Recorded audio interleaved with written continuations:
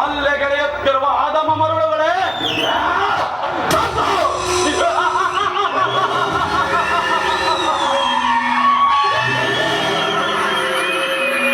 ಏಕಿ ಕುಕ್ಷ ಬಗೆಯುವ ಕುಹಕ ಕಂಠ ಕರ್ಕಟದ ಕೇಕೆ, ಏನಿ ಪ್ರಳಯಾಗ್ನಿ ಜ್ವಾಲೆಯನ್ನು ಪ್ರಚೋದನೆ ಕೈಯುವ ಪ್ರಚಂಡ ತಾಂಡವ ಮಾರುತ.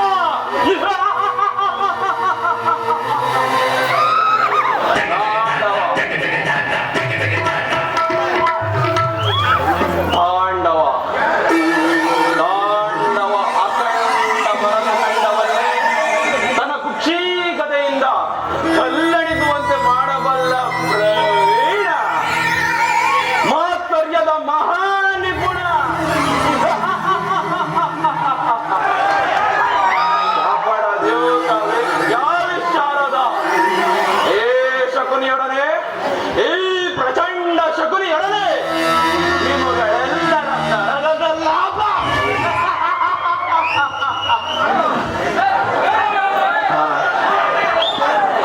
ಆಡಕ್ ಬಿಡಿ ಸರ್, ಆಡಕ್ ಬಿಡಿ. ಓ ನನ್ನ ಗಾಂಧಾರ ಮಾತು ಮಾಡ್ತಾ ಇದ್ದೇವೆ. ನನ್ನ ಗಾಂಧಾರ ವಂಶಕ್ಕೆ ಕಾರಣಕರ್ತನಾದ ದುರ್ಮದ್ದ ದುಷ್ಟ ದುರ್ಯೋಧನನೇ ಕೇಳು. ನಿರಪರಾಧಿಗಳಾದ ನನ್ನ ಗಾಂಧಾರ ವಂಶೋದ್ಧಕರಾದ ನನ್ನ 99 ಮಂದಿ ಸಹೋದರರೊಡನೆ ನನ್ನನ್ನು, ನನ್ನ ಜನ್ಮದಾತನನ್ನು ನಿನ್ನ ಕಗ್ಗತ್ತಲೆ ಕಾರಾಗೃಹದಲ್ಲಿ ನೇಸಿ ನೀನು ನೀಡುತ್ತಿದ್ದ ಚಿತ್ರ ವಿಚಿತ್ರ ಹಿಂಸೆಗಳನ್ನು ಸ್ಮರಿಸಿಕೊಂಡರೆ ಆ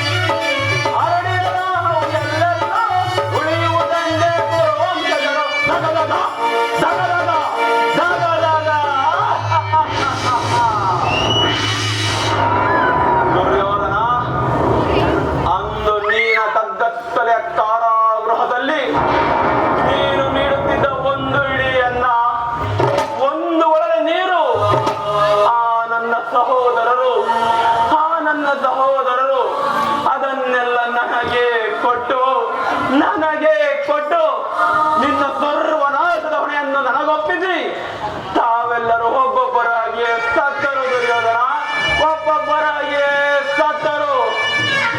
ಅವರ ಮೃತದೇಹದ ಚಿರಶೂನ್ಯ ದೃಷ್ಟಿಯು ನನ್ನ ಸ್ತುತಿ ಪಟಲಯದಿಂದ ಅಳಿಯದೆ ಉಳಿದು ನಿನ್ನ ನಿರಂತರ ಯಾತನೆಯಿಂದ ನೊಂದು ಬೆಂದು ಕುಂದು ಕುಕ್ಷವಾಗಿರುವ ಈ ನನ್ನ ದೇಹವನ್ನು ಅಣು ಅಣುವಾಗಿ ಚಿತ್ರಿಸಿ ತುಂಡರಿಸಿ ನೋಡಿದರು ಸೇಡಿಗೆ ಸೇಡು, ರಕ್ತಕ್ಕೆ ರಕ್ತ, ಪ್ರತಿಕಾರಕ್ಕೆ ಪ್ರತಿಕಾರ ಎಂಬ ವಾಕ್ಯಗಳ ಹೊರತು ಮತ್ತಿನ್ಯಾವ ಆಸೆ ಆಕಾಂಕ್ಷೆಗಳು ಎನ್ನನ್ನು ಆಲಿಸಲು ಸಾಧ್ಯವಿಲ್ಲ ದುರ್ಯೋಧನ, ಎನ್ನನ್ನು ಆಲಿಸಲು ಸಾಧ್ಯವಿಲ್ಲ. ಹಳಬೇಡಿ ಹಳಬೇಡಿ ನನ್ನ ಹತಭಾಗ್ಯ ಸಹೋದರರೇ, ಹಳಬೇಡಿ.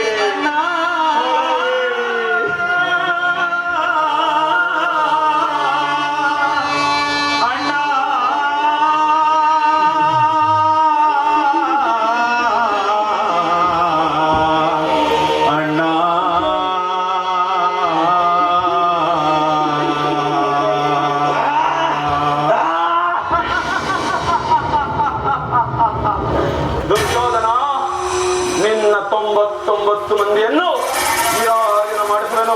ನಿರಾಜನ ಮಾಡಿಸುವೆನು. ಇವುಗಳನ್ನು ದಾಳಗಳೆಂದು ತಿಳಿದಿರುವೇನ ಮೂಢ? ದಾಳಗಳಲ್ಲ, ಎನ್ನನುಜರ ಮೂಢಗಳು, ಮೂಢಗಳು.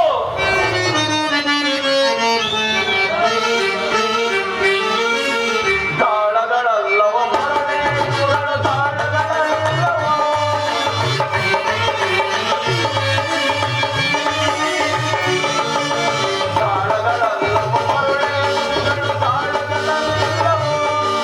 ಜನ್ಮದಾತನನ್ನೊಳಗೊಂಡ ಎನ್ನನುಜರ ದೇಹದ ಮೂಳೆಗಳು,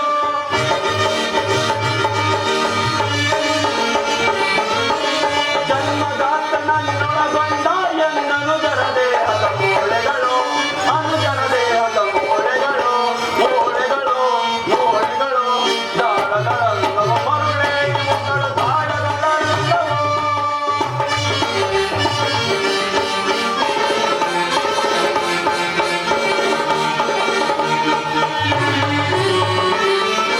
ನನ್ನ ತಂದೆ ತಮ್ಮಂದಿರಗೋಳು ಹಾಳು,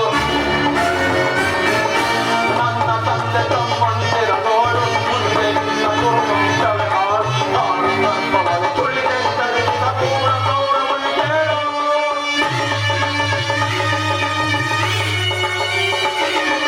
ನಾಳೆ ನೆರೆಯದೆ ಅಘೋರ ಕಾಳಗದಿ ತೋರ ವರ್ಣಗಳ ಕಾಲು ಕಾಲು ಸರ್ಪ ಕಿರೀಟವ ಧರಿಸಿ ಸರ್ಪದಿ ಮೆರೆಯುವ ದಾಡನ ಕೇಳು.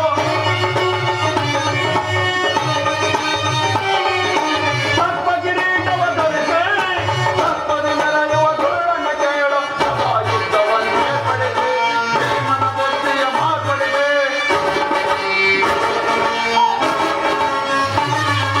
ಸದಾ ಯುದ್ಧವನ್ನೇ ಪಡೆದೆ ಭೀಮನ ಬುದ್ಧಿಯ ಮಾರ್ಪಡಿದೆ. ತೀರ್ಪುಗಾರ ಶ್ರೀಕೃಷ್ಣನ ಎದುರು ಮರ್ಮಾಂಗದ ನಿನ್ನ ಸೆರೆಯನ್ನು ಮುರಿದೆ. ತೀರ್ಪುಗಾರ ಶ್ರೀಕೃಷ್ಣನ ಎದುರು ಮರ್ಮಾಂಗದ ನಿನ್ನ ಸೆರೆಯನ್ನು ಮುರಿದೆ.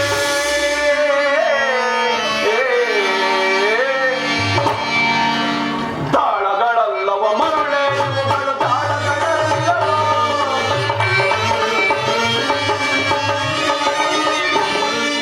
ದಾಳಗಳಲ್ಲವ ಮರುಳೆ ಇವುಗಳು, ದಾಳಗಳಲ್ಲವ. ಜನ್ಮದಾತನನ್ನೊಳಗೊಂಡ ಎನ್ನನುಜರ ದೇಹದ ಮೂಳೆಗಳು,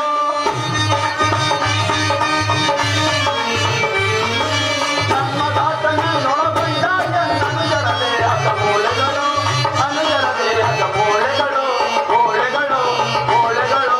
ದಾಳಗಳಲ್ಲವ ಮರುಳೆ ಇವುಗಳು, ದಾಳಗಳಲ್ಲವ. ದಾಳಗಳಲ್ಲವ, ದಾಳಗಳಲ್ಲವ.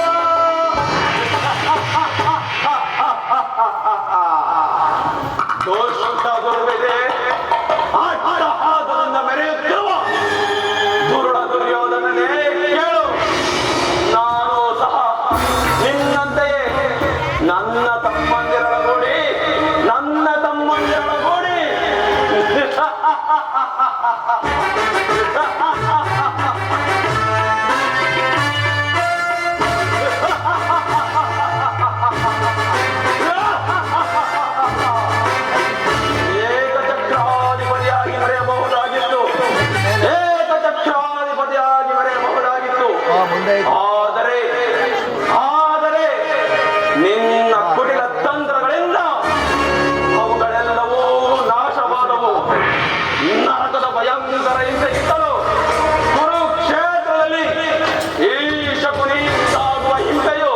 ಅತಿ ಭಯಾನಕವೆನಿಸುವುದು, ಅತಿ ಭಯಾನಕವೆನಿಸುವುದು.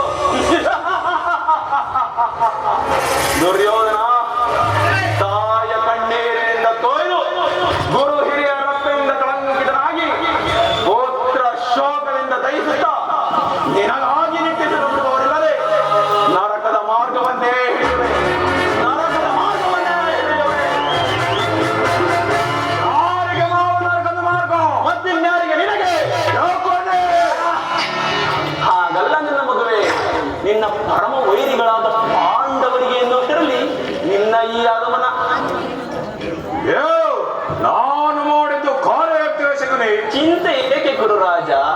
ಜಯತ್ರದ ಕೃತವರ್ಮಾದಿಗಳು ನಿನ್ನ ಸಹಾಯಕ್ಕಾಗಿ ಸೈನ್ಯ ಸಮೇತರಾಗಿ ಹೊರಟರೆಂದು ದೂತರು ಈ ದಿನ ಸಮಾಚಾರವನ್ನು ತಂದಿರಬೇಕಲ್ಲವೇ? ನಾನು ಅದಕ್ಕಾಗಿ ಚಿಂತಿಸಿಲ್ಲ ಮಾವ. ದುರ್ಯೋಧನನು ಅಸಹಾಯವಿರನು, ಆದರೆ ಜಾತಿಯಿಂದ ಸಂಯುಕ್ತಗಳ ದುರ್ಯೋಧನಿಗೆ ಓಚಿತ ಕಾರಣವೇ ಮಾವ. ನಾನು ಆ ದಿನ ದ್ವಾರಕ್ಕೆ ಹೋಗಿದ್ದಾಗ ಯೋಧವ ಧರ್ಮವೆಂದು ಕೃಷ್ಣನು ಎಷ್ಟು ವಿಧವಾಗಿ ಹೇಳಿದನು, ಆದರೆ ಅವನ ಮಾತುಗಳನ್ನು ನಿರಾಕರಿಸಿದನು ಮಾವ. ಕೃಷ್ಣನು ಕ್ಷತ್ರಿಯ ಜಾತಿಯ ಪರಮವೈರಿ, ಅವನ ಮಾತು ಪರಿಗ್ರಹವಲ್ಲ, ಬಿಡು ಸುಯೋಧನ.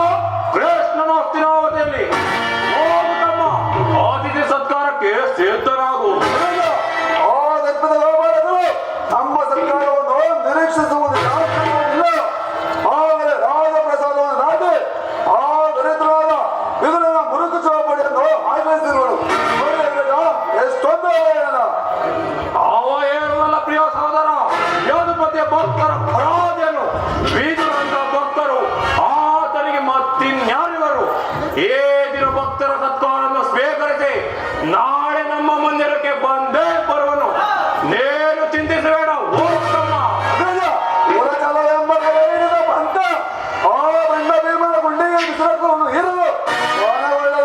ಈಗಿರುವಾಗ ಸತ್ಕಾರ ಒಂದೇ ಸತ್ಕಾರ, ಒಬ್ಬರು ಒಬ್ಬರು ಒಬ್ಬರು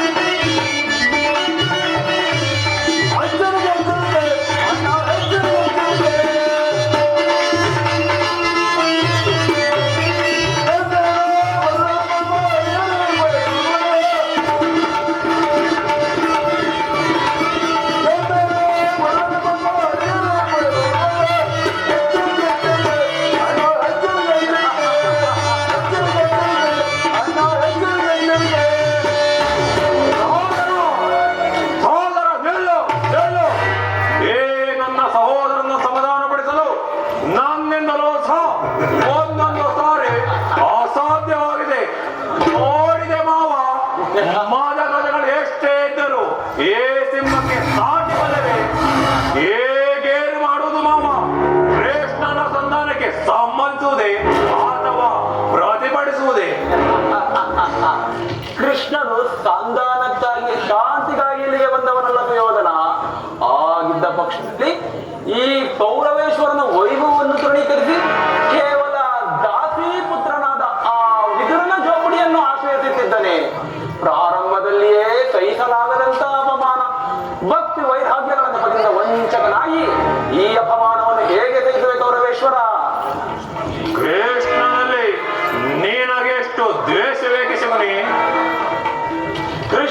ಕ್ಷತ್ರಿಯ ಕುಲದ ಕಳಂಕ ಸ್ವರೂಪನು. ಕೃಷ್ಣನ ವೈರಾಗ್ಯ ಪ್ರದರ್ಶನಕ್ಕೆ ಯಾರು ಮರುಳಾಗಿ ಅವನನ್ನು ಭಗವಂತನ ಅವತಾರವೆಂದು ಪೂಜಿಸುವರೋ ಅವರನ್ನೇ ಧ್ವಂಸ ಮಾಡುವನು.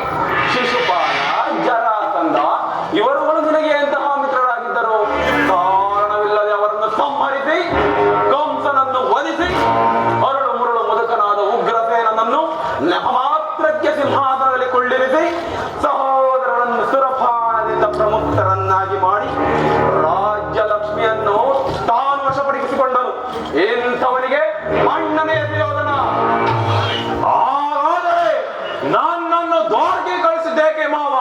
ಆ ನಂದ ಗೋಪಾಲ ಮನೆಯ ಬಾಗಿಲಲ್ಲಿ ಸಹಾಯವನ್ನು ಬೇಡುವುದು ಏ ದುರ್ಯೋಧನಿಗೆ ಓಚಿತ ಕಾರ್ಯ ಮಾವ. ಅದಕ್ಕೊಂದು ಉದ್ದೇಶವಿತ್ತು ಕೌರವೇಶ್ವರ. ಅದೇನು ಉದ್ದೇಶ? ಕಾಳ ಸರ್ಪದ ವಿಷದ ಹಲ್ಲನ್ನು ಕಿತ್ತ ಬಳಿಕ ಅದರೊಡನೆ ಸರಸವಾಡಬಹುದಲ್ಲವೇ? ಭಲೆ ಭಲೆ ಮಾವ. ಕೃಷ್ಣನಿಗಿಂತ ಅವನ ವಿಜಯೋನ್ಮತ್ತ ಯಾದವ ಸೈನ್ಯವು ನಿನಗೆ ಹೆಚ್ಚು ಅವಶ್ಯವಾಯಿತು. ಯದುಪತಿಯನ್ನು ಯಾದವ ಕುಲದಿಂದಲೇ ನಾಶ ಮಾಡುವ ಸ್ವಯೋಗವು ನಿನಗೊದಗಿರುವುದು. ಕೃಷ್ಣನ ಸೈನ್ಯ ಸಮೇತನಾಗಿ ನಿನ್ನ ಪಕ್ಷ ವಹಿಸಿದರೆ ನೀನು ಅದನ್ನು ನಿರಾಕರಿಸಬೇಕಾಗಿತ್ತು. ನನಗೆ ನೀನು ಬೇಡ, ನಿನ್ನ ಸೈನ್ಯ ಮಾತ್ರ ಬೇಕೆಂದು ನಿಸ್ಸಂಕೋಚವಾಗಿ ಹೇಳಬಹುದಾಗಿತ್ತು. ಆದರೆ ಅರ್ಜುನನು ನಿನ್ನನ್ನು ಆ ಸಂಕಟದಿಂದ ಉದ್ಧಾರ ಮಾಡಿದನು. ಹೌದು ಮಾವ, ಕೃಷ್ಣನು ಹೇಳುವಂತಹ ವಂಚಕನೇ ಇರಬಹುದು, ಆದರೆ ಅವನ ಮೇಲೆ ದೇಶದಿಂದ ಪಾಂಡವರು ನಿಂದಿಸಬೇಕಾಗುವುದು ಮಾವ. ಪಾಂಡವರನ್ನು ಕೃಷ್ಣನಿಂದ ಬೇರೆ ಮಾಡಲಾಗದು. ಅದೇಕೆ ಮಾವ? ಅವರೆಲ್ಲರೂ ಕೃಷ್ಣನ ಆಜ್ಞಾಧಾರಕರು. ನೀನು ಸಂಧಾನಕ್ಕೆ ಸಂಬಂಧಿಸಿ ಪಾಂಡವರಿಗೆ ಆಶ್ರಯವನ್ನು ಕೊಟ್ಟೆ ಆದರೆ ನಿನ್ನ ವಿನಾಶಕ್ಕೆ ನೀನೇ ಕರ್ನಾಟಕ. ಹಾಗಲ್ಲವಯ್ಯ, ಪಗಡೆಯಾಟದಲ್ಲಿ ಸೋತಾಗಲೇ ಅವರ ರಾಜ್ಯದ ಮೇಲಿದ್ದ ಹಕ್ಕು ನಷ್ಟವಾದವು. ಪುನಃ ಅವರು ಅದನ್ನು ಹೊಂದುವುದೆಂದರೇನು? ಕ್ಷತ್ರಿಯ ವೀರರಿಂದ ಅನುಭಕ್ತರಾದ ಈ ಕುರುಭೂಮಿಯನ್ನು ಭಿಕ್ಷುಕರ ಯಾಚನಾಂಜಲಿಡುವುದು ನಿನಗೆ ಉಚಿತವಲ್ಲ. ಬಿಡು ಸುಯೋಧನ. ಸರಿಯಾಗಿ ಹೇಳಿದ ಸೋಮರ ರಾಜ. ಏ ಯುದ್ಧದ ಹೊರತಾಗಿ ಆ ಪಾಂಡವರಿಗೆ ಒಂದು ಸೌದೆಯ ಮನೆಯಷ್ಟು ಭೂಮಿಯನ್ನು ಕೊಡುವುದಿಲ್ಲ, ಕೊಡಲಾಗುವುದಿಲ್ಲ.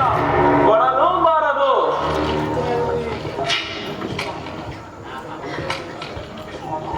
ಅಷ್ಟು ಮಾತ್ರವಲ್ಲ ಸುಯೋಧನ, ತಂದೆಯ ನೆಪದಿಂದ ಬಾರಿ ಬಾರಿ ಪ್ರತಿಷ್ಠೆ ತೋರುತ್ತಿರುವಲ್ಲ ಆ ಕಳ್ಳ ಕೃಷ್ಣ, ಅವನಿಗೂ ತಕ್ಕ ಪ್ರಾಯಶ್ಚಿತ್ತವಾಗಲೇಬೇಕು. ಹೌದು, ತಕ್ಕ ಪ್ರಾಯಶ್ಚಿತ್ತರಾಗಲೇಬೇಕು.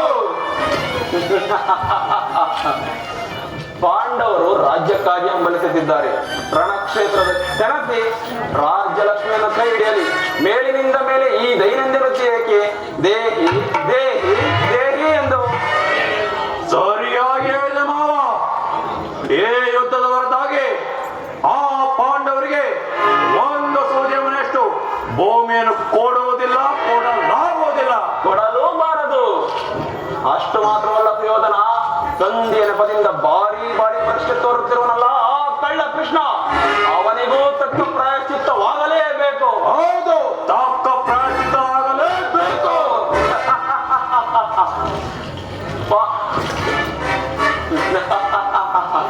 ಆ ವಿಚಾರದಲ್ಲಿ ನನ್ನದೊಂದು ಸಲಹೆ ಇರುವುದು. ಅದೇನು ಮಾವನಿಂದ ಸಲಹೆ? ಯಥಾ ಸಮಯದಲ್ಲಿ ಮಾವ, ನಿನ್ನ ಸಲಹೆ ಹೊರತಾಗಿ ಏ ದುರ್ಯೋಧನು ಯಾವ ಕಾರ್ಯವನ್ನು ಮಾಡುವುದಿಲ್ಲ. ನಡೆ ಮಾವ, ಹೋಗೋಣ.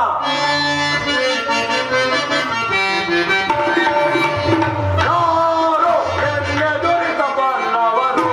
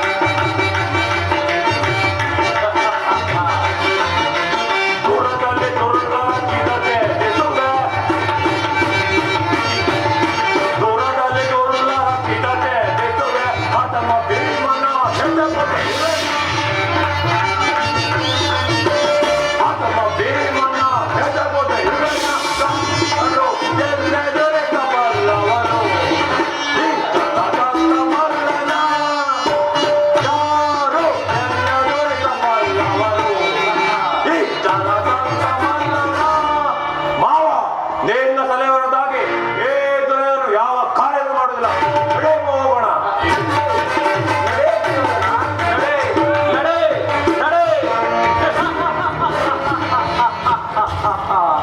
ಎಲ ನರಕದ ಹುಳುವೆ ನಡೆ. ಶಕುನಿ ಎಂಬ 3 ಅಕ್ಷರಗಳ ಅರ್ಥವನ್ನು ನೀನೇನು ಬಲ್ಲೆಯೋ?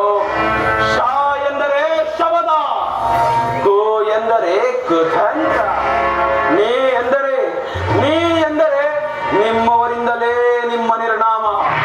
ಇದೇ ಶಕುನಿಯ ಶಬದ, ಇದೇ ಶಕುನಿಯ ಶಬದ.